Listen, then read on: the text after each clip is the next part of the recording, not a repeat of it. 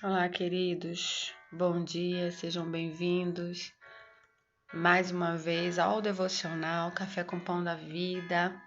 Hoje nós vamos estar continuando a leitura do livro de Lucas e hoje nós vamos estar lendo e comentando sobre o capítulo 3 de Lucas, onde fala sobre a mensagem de João Batista. Amém, queridos? Então vamos lá. Versículo 1. No 15º ano do reinado de Tibério César, época em que Pôncio Pilatos foi governador da Judéia, Herodes, tetrarca da Galiléia, seu irmão Filipe, tetrarca de Itureia e Traconites, e Lisandes, tetrarcas de Abilene, e Anás e Caifás exerciam o ofício de sumos sacerdotes. Foi nesse mesmo ano em que João, filho de Zacarias, recebeu uma palavra convocatória do Senhor no deserto. Então ele percorreu ali toda a região, próxima ao Jordão, proclamando um batismo de arrependimento para perdão dos pecados. Então, queridos, nessa época, Herodes, ele era tetrarca da Galiléia, Tetrarca significa que ele era governador de uma quarta parte, da Galiléia. Ali existia esse sistema, na época de Jesus. E aí na mesma época, João, como a gente já tinha lido antes, cresceu no deserto, Ele teve aquele tempo de deserto.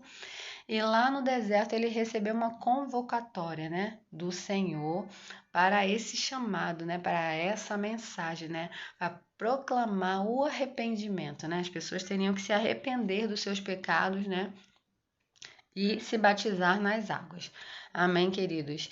E assim como no próximo versículo, assim como está escrito no livro das palavras do profeta Isaías, vós que clama no deserto, preparai o caminho do Senhor, tornai retas as suas veredas, pois todo o vale será aterrado, as montanhas e colunas serão niveladas, as estradas tortuosas se transformarão em retas e os caminhos acidentados serão aplainados. Aleluia! Então, todos aqueles, que tivessem os seus caminhos tortos, seriam aplanados, através do Senhor Jesus, E seguindo aqui, e diz: todos os seres viventes contemplarão a salvação que Deus oferece. Aleluia!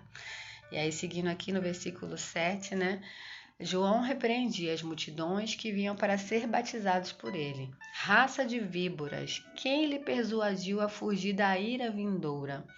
Produzi então frutos que demonstrem arrependimento. E não comeceis a cogitar em vossos corações: Abraão é nosso pai, pois vos asseguro que destas pedras Deus pode fazer surgir filhos de Abraão. O machado já está posto à raiz das árvores, e toda árvore que não der bom fruto será cortada e jogada no fogo. Então, queridos, João estava aqui advertindo sobre a questão deles se arrependerem verdadeiramente, e produzir frutos de arrependimento, Não é só aquele arrependimento de boca e continuar fazendo as coisas erradas, Teria que ter uma postura, uma conduta diferente, atitudes diferentes, Eles deveriam fazer isso. Por quê? Se isso não acontecesse, se eles não dessem frutos, eles seriam como a árvore sem frutos e Deus vai arrancar para ser jogada no fogo. Entendeu? Porque não vai ter valor, não está produzindo fruto. Para que aquela árvore vai estar ali? Ela nasceu para dar fruto, A partir do momento que a pessoa se arrepende, ela tá, como é que se diz? Própria para o arrependimento, própria para dar frutos de arrependimento. E essa pessoa não está dando, então algo está errado. Então ela será jogada no fogo. Amém? Uma árvore, ela nasceu para dar fruto. Uma mangueira, ela nasceu para produzir manga. Enfim, queridos. E aí, continuando aqui a leitura, no versículo 10. E as multidões lhe rogavam: o que devemos fazer então? Diante do que João exortava: quem tiver 2 túnicas, dê uma a quem não tem nenhuma. E quem possui o que comer, da mesma maneira reparta. Chegaram inclusive alguns publicanos para ser batizados e indagavam: Mestre, o que devemos proceder? Como devemos proceder? E João lhe respondeu: Não deves exigir nada além do que foi prescrito. Então um grupo de soldados lhe inquiriu: E quanto a nós, o que devemos fazer? E ele orientou: A ninguém molestais com extorsões e nem denunciais falsamente, e contentai-vos com os vossos próprios salários. João exalta a Jesus o caminho. Então, queridos, muitas pessoas, né, iam até João, aqui como está escrito, e ficavam perguntando para ele o que eles deveriam fazer, né, para poder se arrepender, para poder ter o batismo, né. E aí ele disse: se você tem 2 túnicas e tem uma pessoa do seu lado que não tem nenhuma, divide com a pessoa, com o seu próximo, com quem está do seu lado, né? Pratica a lei do Senhor, que né? Amar o teu próximo como a ti mesmo. Se você tem o que comer, né? E a outra pessoa não tem, reparta, seja generoso, né? Seja bondoso, né? Parem de ser egoístas, né? Eu dizendo aqui. E chegaram alguns publicanos para perguntar para ele o que eles deveriam fazer. E aí os publicanos, né, eram nessa época cobradores de impostos, né? E eles tinham uma fama de, né, exigir impostos excedentes em relação às taxas oficiais e enchendo os seus bolsos de dinheiro, né? Com os excessos, com a diferença. Eles colocavam no bolso, então eles estavam agindo de forma incorreta. Então, aí eles chegaram perguntando para João Batista: o que nós devemos fazer para nos arrepender? Aí João Batista já mandou logo a real para ele: falou assim, olha, para de fazer isso aí que você está fazendo, essa coisa é errada, isso não é certo. Você tem que. Aí João Batista responde: você deve exigir nada além do que foi prescrito. Então, não cobre nada além do que é ali, do que está prescrito para fazer. João disse para eles, né? E os soldados também vieram perguntar o que eles deveriam fazer.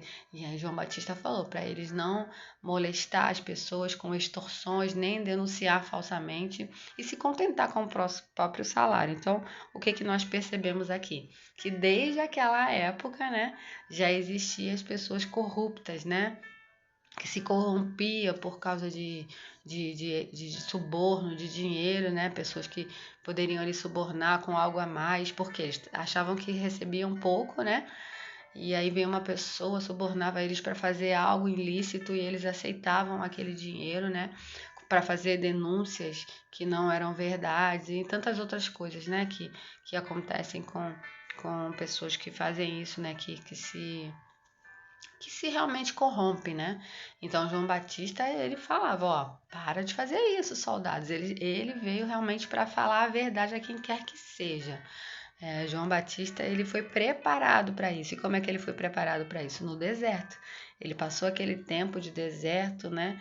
E Jesus ali treinando ele, Jesus não, Deus, né? Treinando ele para que ele fosse fortalecido o suficiente para estar falando o que ele deveria falar, sem negociar tudo aquilo que Deus chamou, né? A mensagem que ele viria trazer para essas pessoas, né? Para se arrependerem dos seus pecados, né? Amém. E vamos continuar no próximo versículo. A esta altura, as pessoas estavam com grande expectativa, imaginando em seus corações se porventura João não seria o Cristo. Então João esclareceu a todos: eu de fato vos batizo com água, entretanto chegará alguém mais poderoso do que eu, tanto que eu não sou digno sequer de amarrar as correias da sua sandália.